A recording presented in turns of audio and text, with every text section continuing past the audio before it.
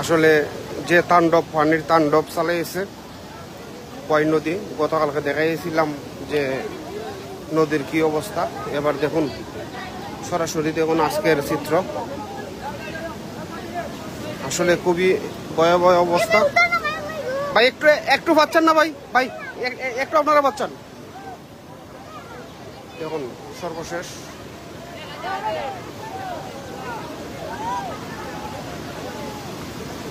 নদীর অনেক স্রোত, প্রচুর স্রোত, পানি ঢুকতেছে। এটা উত্তর জালালাবাদের দিকে। দেখুন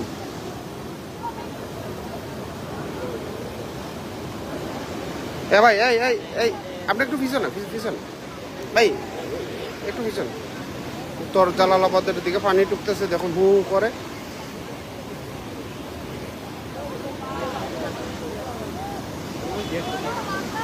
আসলে অবস্থা খুবই খারাপ।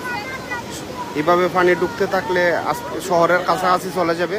এমনিতেই শহরের কাছাকাছি পানি, শহরের পানি নিষ্কাশন হচ্ছে না। শহরের কাছাকাছি পানি জমে গেছে। রাজনগরের পিছন, আনোয়ারের পিছন, ওই যে কালভার্টগুলা। আর এইদিকে যেভাবে পানি যাচ্ছে, সেহেতু আজকের ভিতরে যদি এভাবেই যায় তাহলে খুবই বিপদ। দেখি এই যে দেখুন, গতকালকে এটা অক্ষত ছিল, আজকে ভেঙে গেছে।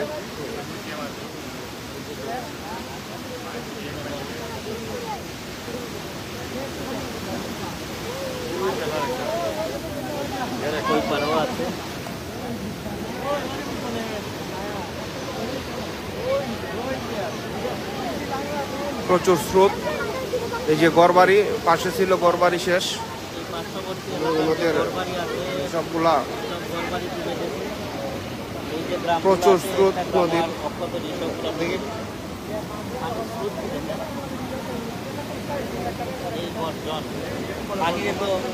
ভয়ানক আতঙ্কজনক গর্জন হয়, সেটা আমার জানা ছিল না। পানির যে আওয়াজ, যে গর্জন, আসলে খুবই ভয়ঙ্কর। সে ভয়ঙ্কর গর্জন, সবাই এখানে আতঙ্কিত। অনেক মানুষ আসছে শহর থেকে দেখতে। এই যে নদীর পানি কিন্তু অনেক উপরে, উপর থেকে দেখাবে অনেক উপরে পানি আসতেছে। এই যে দেখুন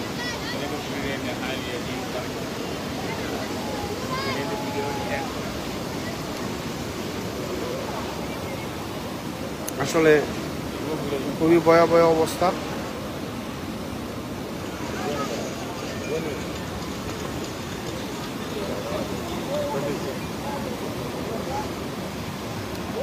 এভাবে যদি পানি যায় জালালাবাদ বন দিয়ে, তাহলে লুকরা ডিসি ইউনিয়নের অবস্থা খুবই খারাপ। পাশাপাশি শহরের দিকে চলে যাবে।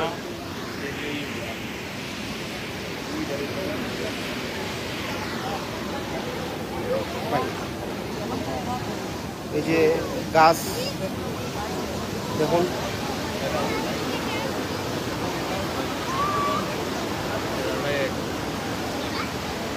একটা ইয়ে কি করে করি শুধু এটা কি করে করি করে এটা হয়নি।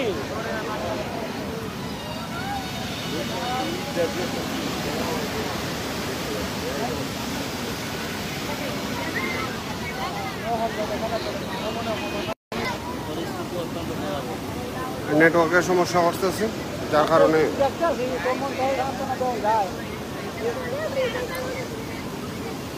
হবিগঞ্জ জালালাবাদ, হবিগঞ্জ জালালাবাদ এলাকায়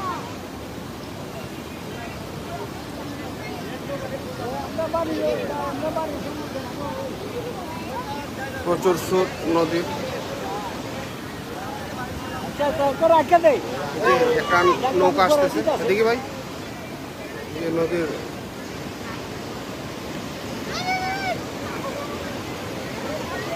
একটা নৌকা আসতেছে।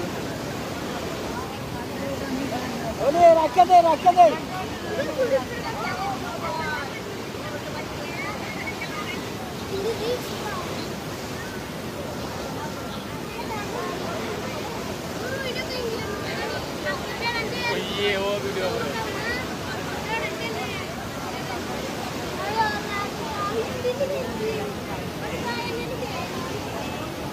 হবিগঞ্জ জালালাবাদ এলাকায় ওই যে গত 19শে জুন এই জায়গার মধ্যে ভাঙছিল, কিন্তু যথাযথ মেরামত না করার কারণে এবারের ধাক্কায় আবারও ভেঙে গেছে। এখন প্রবল স্রোত, মারাত্মক আকারে ভয়ঙ্কর আকারে পানির গর্জন। আসলে মানুষ দাঁড়িয়ে আছে।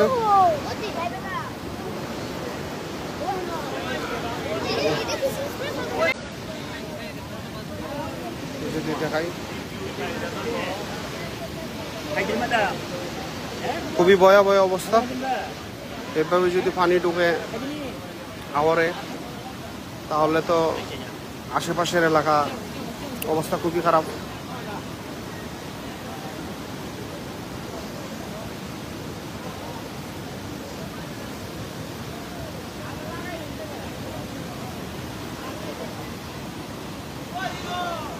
নদীর স্রোত যেভাবে পানি ঢুকতেছে, মানে পানি আসলে সবাই বলতেছে কিছু কম, কিন্তু বোঝা যাচ্ছে না যে আসলে কতটুকু কম।